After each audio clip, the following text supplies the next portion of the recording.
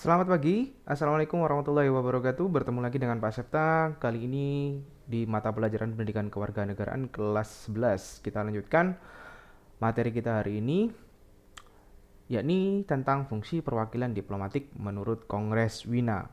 Ada 5 fungsi perwakilan diplomatik menurut Kongres Wina tahun 1961. Yang pertama, mewakili negara pengirim di dalam negara penerima. Yang kedua, melindungi kepentingan negara pengirim dan warga negaranya di negara penerima di dalam batas-batas yang diizinkan oleh hukum internasional. Yang ketiga, mengadakan persetujuan dengan pemerintah negara penerima. Keempat, memberikan keterangan tentang kondisi dan perkembangan negara penerima sesuai dengan undang-undang dan melaporkan kepada pemerintah negara pengirim. Yang kelima, memelihara hubungan persahabatan kedua negara. Nah, kalau kita perhatikan, menurut Kongres Wina, intinya bahwa eh,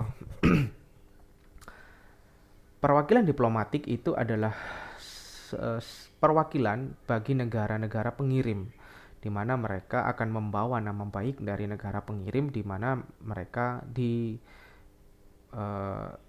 untuk di apa diletakkan, ya, ditunjuk untuk dipilih di negara penerima yang mana. Kita lanjutkan slide berikutnya.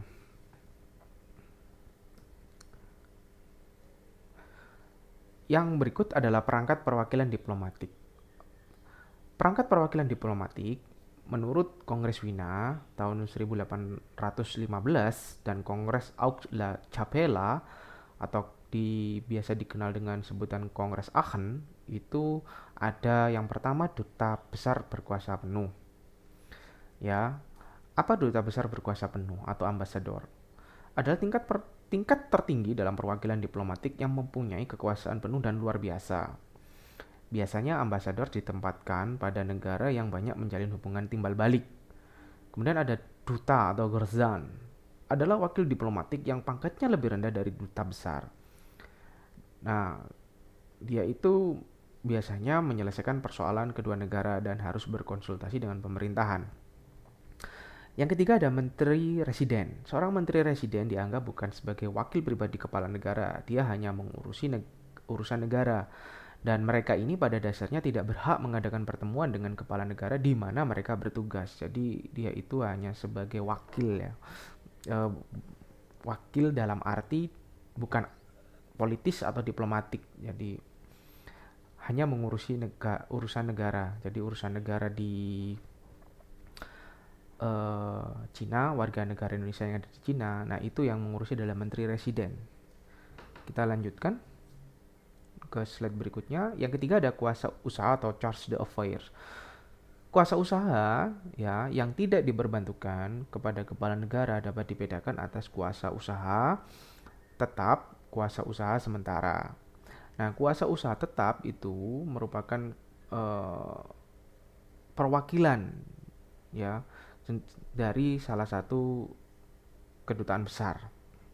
Sedangkan kuasa usaha sementara itu melaksanakan pekerjaan dari kepala perwakilan ketika pejabat ini belum atau tidak ada di tempat. Duta besar yang diangkat menjadi ketua perwakilan asing disebut doyen. Nah, tingkat perwakilan suatu negara ditentukan berdasarkan beberapa pertimbangan. Yang pertama, penting tidaknya kedudukan negara pengutus dan negara penerima, erat tidaknya hubungan antar negara yang mengadakan hubungan itu, besar kecilnya kepentingan bangsa yang mengadakan hubungan itu. Jadi 3 hal ini yang menjadi duta besar, ya, itu menjadikan pertimbangan uh, bahwa di negara tersebut bisa diadakan atau bisa didirikan sebuah kedutaan besar. Kita lanjutkan ke slide berikut.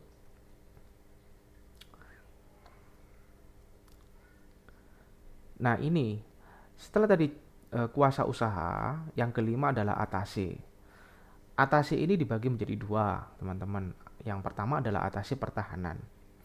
Nah, atase pertahanan ini dijabat oleh seorang perwira TNI yang diperbantukan Departemen Luar Negeri dan ditempatkan di Kedutaan Besar RI.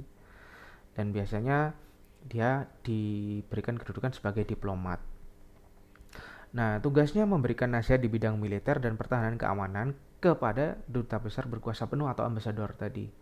Nah, atase teknis ini dijabat oleh seorang pegawai negeri sipil tertentu yang tidak berasal dari lingkungan Departemen Luar Negeri dan ditempatkan di salah satu KBRI untuk membantu duta besar.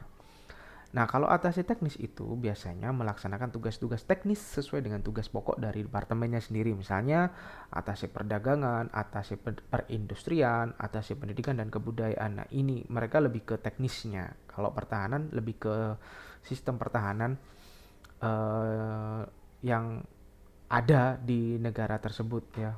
Kira-kira aman nggak WNI yang sekarang ada di Myanmar nih? Nah, itu ada atase pertahanan yang memberikan pendapatnya kepada duta besar atau ambasador yang Indonesia yang ada di Myanmar. Kita menuju ke slide berikutnya, ada kekebalan dan keistimewaan perwakilan diplomatik. Ada yang namanya extraterritoriality atau ekstrateritorial atau asas kekebalan dan keistimewaan diplomatik. Nah, para diplomatik hampir dalam segala hal harus diperlakukan sebagaimana mereka berada di luar wilayah negara penerima. Di para diplomat beserta stafnya tidak tunduk pada kekuasaan peradilan pidana dan sipil dari negara penerima.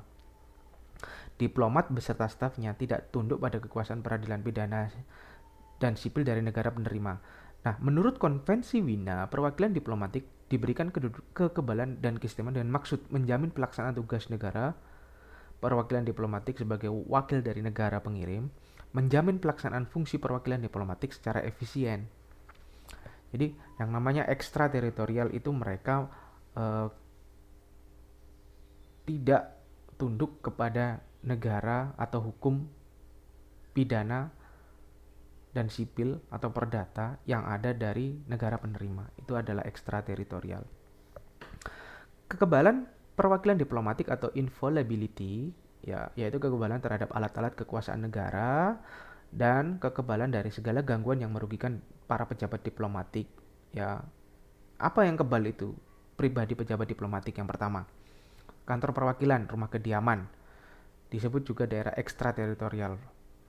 Ya, para diplomat tidak memiliki hak asilum, yaitu hak untuk memberi kesempatan kepada suatu negara dalam memberikan perlindungan kepada warga negara asing yang melarikan diri.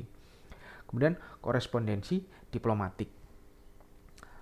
Keistimewaan perwakilan diplomatik itu ya yang namanya ekstrateritorial tadi, pemberian keistimewaan kepada perwakilan diplomatik atas dasar timbal balik sebagaimana diatur dalam Konvensi Wina mencakup pembebasan dari kewajiban membayar pajak. Ya. Jadi duta besar itu bebas dari membayar pajak. Pembebasan dari kewajiban pabean. Nah, itu.